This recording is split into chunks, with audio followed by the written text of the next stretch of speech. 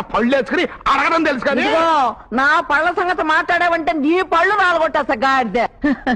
అసలు ఈ పళ్ళు చూసే కదరా పెదరాయుడు గారు నన్ను కోరి మరీ పెళ్లి చేసుకున్నారు. అమ్మో ఈ పళ్ళు చూసా. ఆ ఈ పళ్ళే.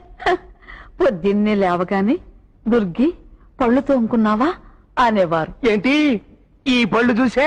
అసలు నా పళ్ళ వరస చిన్నరాయుడికి రాలేదని ఎంత బాధపడేవారని. అమ్మో రాకపోవటమే మంచిదైందిలేండి. అసలు ఈ పళ్ళ గురించి ఊళ్ళో వాళ్ళందరూ ఏమనుకుంటున్నారు తెలుసా? ఏమనుకుంటున్నారా? మీరు ఊళ్ళో వాళ్ళందరినీ తిడతా ఉంటారు కదా, ఆ. ఎవరికో కోపం వచ్చి దీపావళి అమావాస్య నాడు టపాసు కాల్చి మీ నోట్లో ఎడితేనో ఎగదనుకుని ఇట్ట పళ్ళు బయటకు వచ్చినాయి అంట. ఎవర్రా కూత కూసింది? పళ్ళు రాలగొట్టేవాళ్ళు లేక ఈసారి దీపావళికి బాంబులు కాల్చి మీ అందరి నోళ్ళలో పెడతా. సన్నాసి. అమ్మో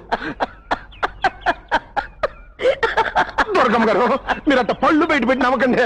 మా ఊరు దెమ్మ తిరిగి పడిపోయారు. ఇప్పుడు నన్ను ఏట్టు పడిస్తారు కానీ నోట మాట వచ్చేట్లేదు. ఆ? అట్టాగా?